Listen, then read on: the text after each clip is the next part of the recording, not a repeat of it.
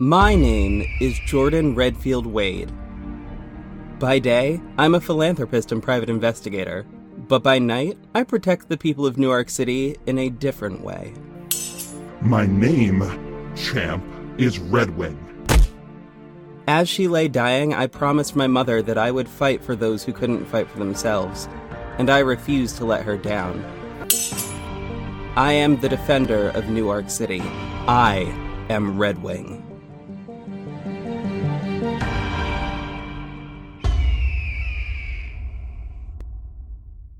What's up, everybody? Thank you for joining me for this Wild Wild City segment, which I'm going to do these periodically from time to time to just sort of talk about the RedWing universe a little bit. But I wanted to just start off by thanking everybody for listening, because honestly, I really appreciate you guys. I really appreciate everyone for checking this out.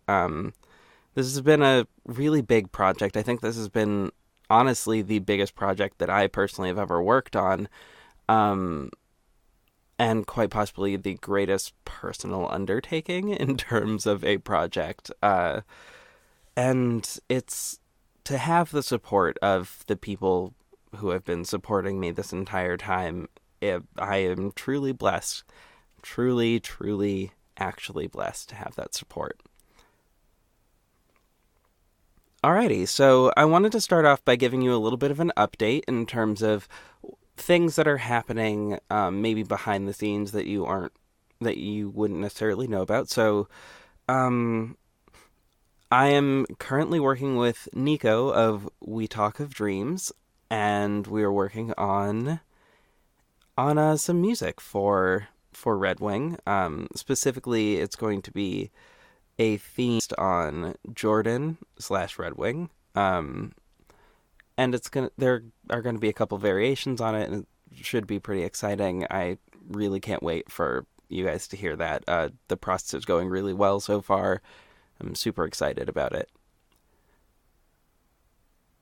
In addition to that, I'm working with Click Art Studios on a little bit of art for some of the characters. There's already one, there's already a little bit of art that you can find on the website and also on the Twitter page about these characters in particular. And I just wanted, I thought that it would aid basically this entire process if you guys could see the characters that are acting in this. So as time goes on, and hopefully with your support, I would really thoroughly appreciate your support in this, because art is expensive. Whew.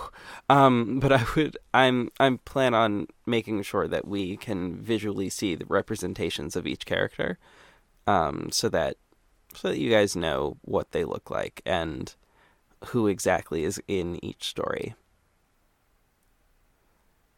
Now, I did have an interesting question come up about how Jordan and Dean became, sort of rose from the level of officer to detective at a rate that would be abnormal. Now, for some of you who have been theorizing, the gut guess might be nepotism, but it is not that. It is not that. I am a firm believer. Okay, so in my personal life, I have been working at the same nonprofit officially since 2012, when I graduated college. But I've been unofficially working with them since 2007. So and my mother runs that. So I've gotten the question of, well, how do you keep that job? Is it nepotism? All of that. And really, I actually resent that as a thing. Because it is not that it is nepotism. It is that I'm good at my job. That is why I'm holding on to it. And in much the same way, yes, it does help that the chief of police is Jordan's adopted father. It does help, but that is not the reason that he went from officer to detective as quickly as he did. As I think we have all witnessed up to this point, Jordan is a pretty intuitive person.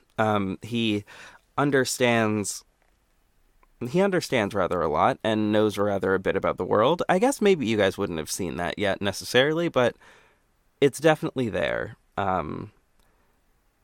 At this point, you have heard episode 1 and episode 2, and in episode 2, there was a lot of discussion about how his mother would read him Sherlock Holmes stories, which he would sort of internalize and start looking at that particular method of research and detection and all of that, and understanding how all of that works. So that in particular is really why, like, that's sort of a key component of him as a private investigator. And honestly, that's a little bit the relationship that he has with the police in a way, is that, like, he is instrumental in solving certain cases, but he also is a private detective, and just naturally there's a little bit of opposition there between a police force and that. But there is one case in particular that both Dean and Jordan were able to solve together, and that is what propelled them from officer to detective. Which also, by the way, just in case people were wondering, that is the difference between, like, there's a sort of the difference between an officer and a detective. Based on the research that I have done, it seems to be time and dedication to the job, and also skill. Now, you can have the skill early on, but if you haven't served enough time, then you might not be able to raise up that level. But if you've proven yourself instrumental in the solving of a particular case, if you have shown exemplary service, you might just receive that promotion. So, about 3 years before our story starts, Jordan and Dean are working as officers in the police force. And what is happening in the city is that there is a serial killer loose in the city. I'm not going to give too many details away, because, to be honest with you, the serial killer might actually come up, because they're not dead and they're not gone. And because they're not dead and not gone, I can use them as a character in a later story. They might come up in season 2, is what I'm trying to say. But the serial killer had a very particular calling card, and one thing Jordan is exceptionally good at is profiling. It is a thing that he is pretty good at. Psychological profiling is a thing that I personally really enjoy. I love doing that. And if you want to hear me sort of do that a little bit, you can listen to my true crime podcast, which is called Criminal Musings, but that's another story for another day. In any case, the two of them work together to find said serial killer, to track them down, and honestly, the person who made them confess was, in fact, Dean. Dean is an interesting character in this whole story. In the first 2 episodes, you've encountered him in a very particular way. I mean, I don't know that I could reveal who, like, he was in episode 1. I didn't name him in episode 1, but he is in episode 1. And he is obviously in episode 2 as well.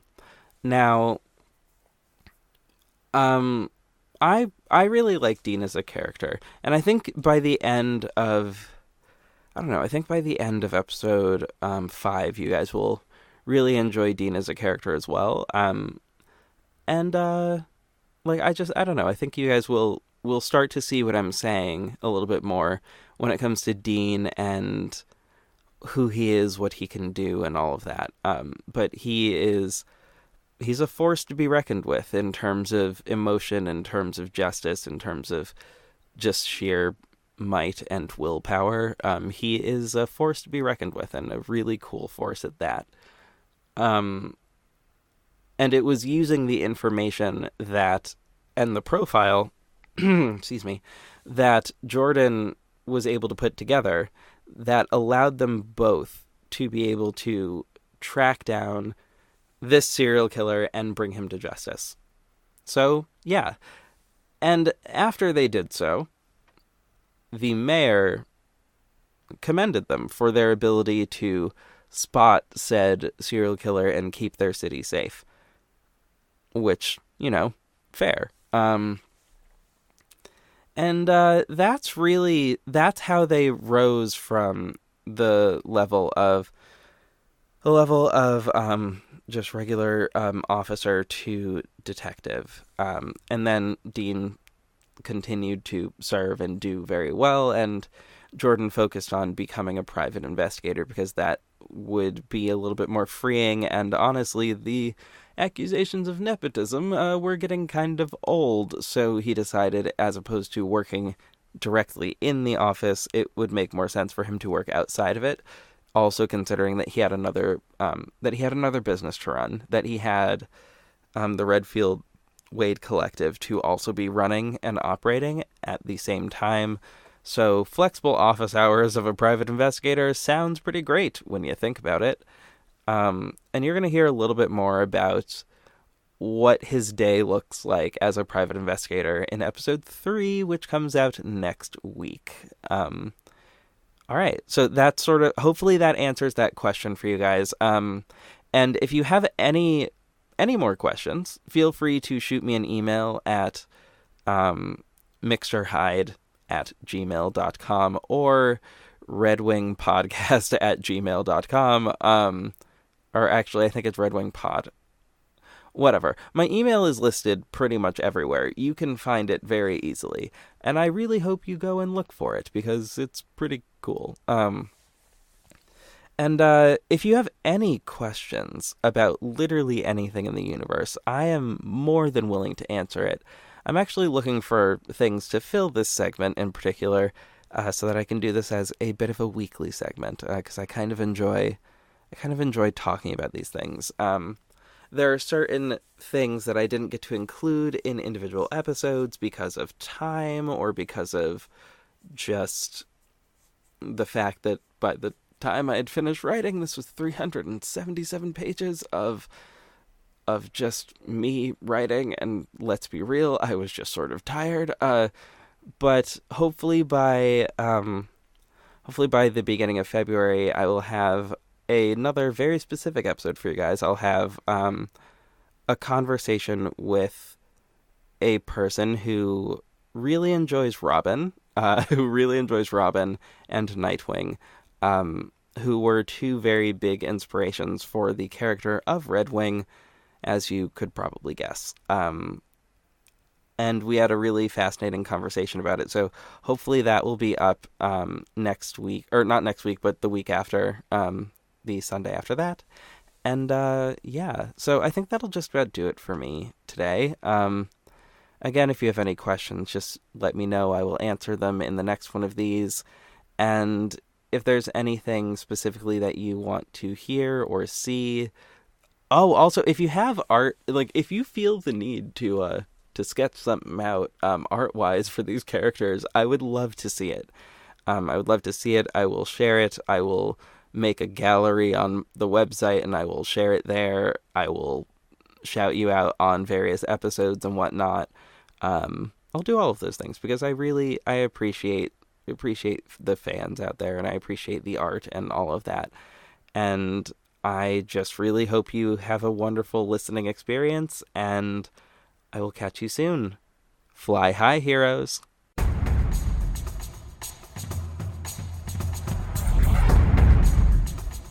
RedWing is written, directed, produced, and narrated by J.V. Hampton Van Sant.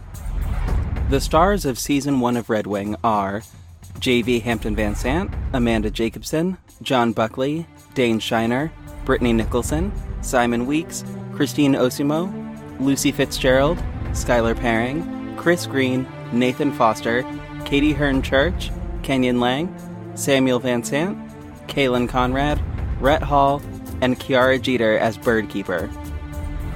Special thanks to Michaela Buckley for fantastic character art that you can find on the website. You can find Michaela Buckley on Twitter at Disaster Scenario. That's DISASTRSCENARIO. Seriously, her work is amazing. Special thanks to the following podcasts who have been kind, supportive, and or inspiring throughout the entire creation of RedWing. Wine and Crime Podcast, Yester Queer, The Gravity Beard Podcast, Crime and Color, The Queen's Podcast, The Blazing Caribou Studios Network, The Bright Sessions, The Cryptid Keeper Podcast, It's About Damn Crime, Once Upon a Crime, The Dirty Bits Podcast, Mirths and Monsters, Is This Adulting?, Just a Story Podcast, Deliberations, and everyone at the No Sleep Podcast. Please check the show notes for details on music and links to our social media. If you would like to create some art or find out how you can support the show, please visit our website, redwingpodcast.com. We'll be back in 2 weeks to continue the story of Season 1 of RedWing, but check back next week for a behind-the-scenes dive into the creation of the show. As always, be brave, be safe, and be strong. Fly high, heroes.